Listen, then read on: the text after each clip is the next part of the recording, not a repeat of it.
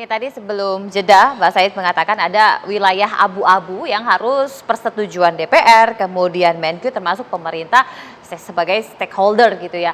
Bang Deddy, ini kan mitra nih Komisi 6 dengan kondisi waskita yang berdarah-darah ini, Bang Deddy. Komisi 6. Ya, saya mau bilang begini ya, setiap pemimpin tuh tentu punya visi sendiri. China itu tahun 70-an akhir tuh masih negara terbelakang. Panjang jalannya mungkin masih kalah dengan panjang jalan kita. Dan kita sudah lihat sendiri bahwa semua jalan tol yang dibangun itu, nyaris seluruhnya, itu adalah jalan yang memang sudah dirancang sejak zaman Orde Baru. Yang kemudian mangkrak karena krisis moneter 98 gitu ya. Jadi negara ini sudah berpikir jauh ke depan. Hanya saja sayangnya sejak runtuhnya Orde Baru itu tidak ada pemimpin yang berani atau punya kemampuan untuk melanjutkan itu. Karena apa? Negara ini butuh, ya, dari banyak sisi butuh supaya terkoneksi, ya. Nah, disitulah kelebihan Pak Jokowi, mimpi beliau bahwa ya memang kalau kita tidak lakukan sekarang, kita pasti ketinggalan dengan Vietnam, kita ketinggalan dengan Kamboja, bahkan dengan Burma. Kalau kita mau kembali ke keadaan sebelum pemerintahan Pak Jokowi, gitu ya. Nah, sekarang kembali lagi lah, terus penugasan oleh negara segala macam. Ya memang BUMN tugasnya itu. Kalau bukan mau nugaskan BUMN, nugaskan siapa? Kementerian PUPR. Lah itu kan APBN murni, nggak ada uangnya. Kalau nunggu negara yang bangun jalan tolnya, kita tunggu 100-200 tahun lagi. Apa iya kita mau kalah sama Kamboja, sama Vietnam? Nah disinilah saya kira, dan saya juga mau kritik sedikit, gini, kesalahannya adalah bahwa bukan pemerintah tidak berpikir tentang BUMN ya, tetapi juga dulu itu banyak BUMN yang terlalu pede.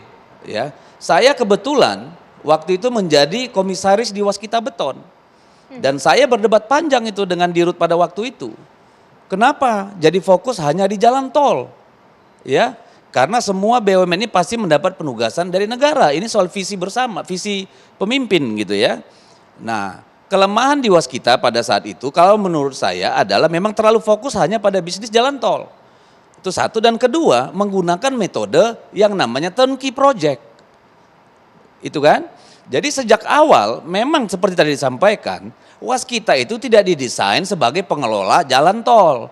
Dari awal memang mikirnya kita bangun 3 konsesi, 1 konsesi dijual. Bangun 5 konsesi, 3 konsesi dijual. Supaya apa? Supaya bisa dibangun di tempat lain terus menerus. Nah kemudian kan menjadi masalah ketika terjadi pandemi COVID ya. Akibatnya apa? Semua proyek itu menjadi terhambat, kemudian semua harga-harga jadi naik, proses divestasi kemudian menjadi terhambat, ya karena semua investor wait and see gitu ya. Itu yang menjadi kendala. Jadi bukan kesalahan apa-apa kalau menurut saya, inilah yang kita hadapi situasinya gitu ya. Dan yang paling penting dari semua ini, itu tidak menjual aset negara. Karena yang dijual adalah konsesinya, bukan asetnya. Asetnya itu tetap milik negara. Tetapi dia diberi konsesi untuk mendapatkan yang namanya recurring revenue kan, keuntungan yang terus menerus selama masa konsesi itu. Jadi tidak ada di sini yang namanya penjualan aset negara.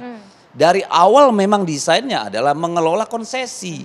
Jadi gitu ini pure loh. bisnis. Pure bisnis dari awal memang sudah begitu.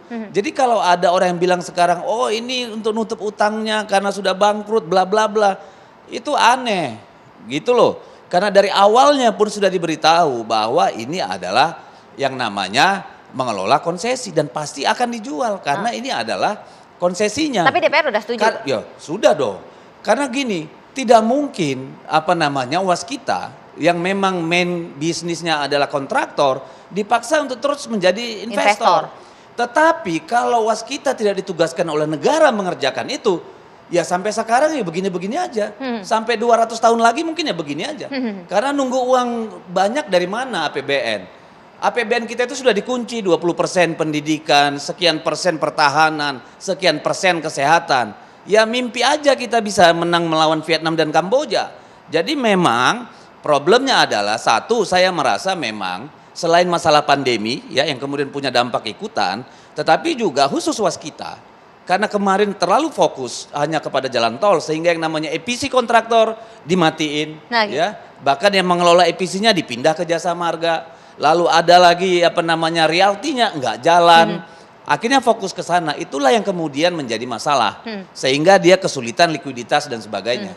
Karena ini pure bisnis, Mas Derajat. Mungkin pakai mic ya, Mas Derajat.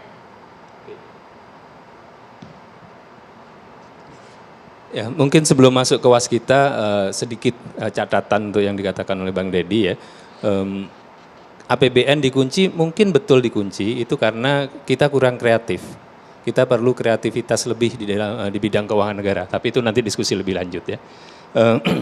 Mengenai waskita, mungkin ada baiknya kita bicara angka deh, kita bicara data ya. Soal jalan tolnya harus dijual, memang itu satu di antara sedikit pilihan terbatas yang dimiliki waskita. Nggak banyak pilihan. Mereka sudah lakukan restrukturisasi dengan tanduk. Iya, sudah pilihannya sudah mentok, ibaratnya sudah kejedot. Kita lihat angkanya. Utang waskita per laporan Juni 2021 itu 89,73 triliun ya. Kita bulatkan 90 triliun. Asetnya 105,34 triliun. Kita buatkan 105. Kalau kita bagi debt to asset rasionya itu 0,86 ya. Orang keuangan itu investor biasanya ngelihat yang debt to asset ratio 0,3 sampai 0,6. Kalau sudah 0,8 itu cenderung over leverage, artinya ya memang sudah ada di leher gitu. Walaupun masih di bawah 1 masih ya. Jadi dia sudah di atas batas yang tolerable untuk berhutang lagi kira-kira begitu. Akan lebih sulit untuk berhutang kalau sudah 0,86 ya. Di atas 0,6 itu sulit berhutang. Kita lihat kemampuan membayar. Penghasilan waskita tahun 2018 itu 48,8 triliun. Ya, kita bulatkan 49 lah. Penghasilan tahun 2019 anjlok 31, lupa saya komanya, 31 triliun. Penghasilan 2020 anjlok lagi 16 triliun. Jadi 2018 ke 2019 turun 35%, 2019 ke 2020 turun 50%, 50%-an.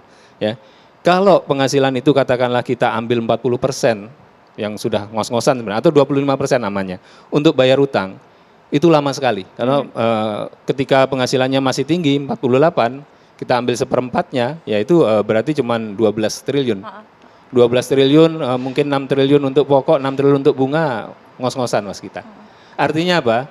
Dari sisi cash flow-nya, itu waskita memang akan kesulitan untuk bayar utang kalau utangnya nggak direstrukturisasi. Karena itu Pak Dirut saya senang sekali, saya ucapkan selamat karena sudah berhasil merestrukturisasi dengan 21 bank ya kalau nggak salah ya. Walaupun sebagian banknya bank BUMN yang harus diketok juga ini. Ini kan kantong kiri kantong kanan jadi diketok. Jadi yang penting ada usahanya. Yang penting ada usaha. Jadi sudah berapa 29 triliun kalau nggak salah ya yang sudah direstrukturisasi. Yang sekitar 19 triliun itu terutama dengan BNI, Mandiri, BNI paling besar 9 triliun kalau nggak salah, Mandiri, kemudian BRI kalau nggak salah ya, terus BSI, Bank Syariah Indonesia, kemudian BJB. Jadi bank-bank milik negara. Jadi sudah direstrukturisasi artinya sudah ada langkah untuk mengurangi beban pembayaran utang supaya bisa bernapas sedikit ya. Tapi kalau asetnya nggak dijual, ya kita mau bicara aset negara atau apa itu untuk urusan hukum dan politik ya. Tapi di bukunya waskita itu adalah aset waskita. Itu di bukunya waskita. Valuation-nya kita nggak tahu, karena yang tertulis 105 itu adalah nilai buku menurut waskita. Ketika dilepas di pasar bisa saja lebih rendah. Kita tahu misalkan jalur Surabaya-Semarang itu relatif sepi. Kalau dilepas mungkin biaya marketnya akan lebih rendah. Tapi jalur yang di mana Tegal ke sini mungkin marketnya bagus. Ya, jadi kita belum tahu nilai realnya di market value-nya, tapi itu nilai bukunya. Nah, jadi kalau kita lihat seperti itu, memang supaya waskita bisa kembali ke core bisnis, ini harus dijual. Mau nggak mau? Mau nggak mau. Soal hukumnya ya harus diberesin, kendala hukum, kendala politik, itu harus diberesin. Kalau enggak, waskita akan kesulitan. Ya.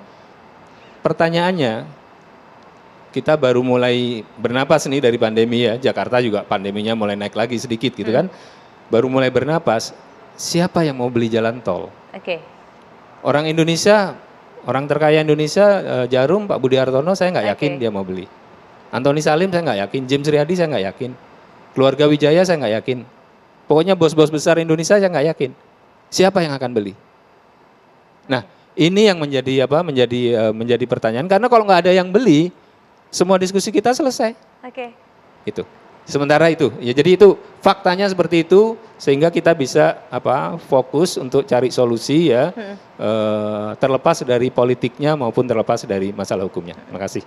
Jadi kira-kira siapa? Nah itu pertanyaannya yang akan membeli. Nanti Pak Dirut akan jelaskan potensi pasar yang dimungkinkan untuk pembeli dari jalan tol Waskita supaya Waskita ini selamat dari jurang. Sesaat lagi tetap bersama kami.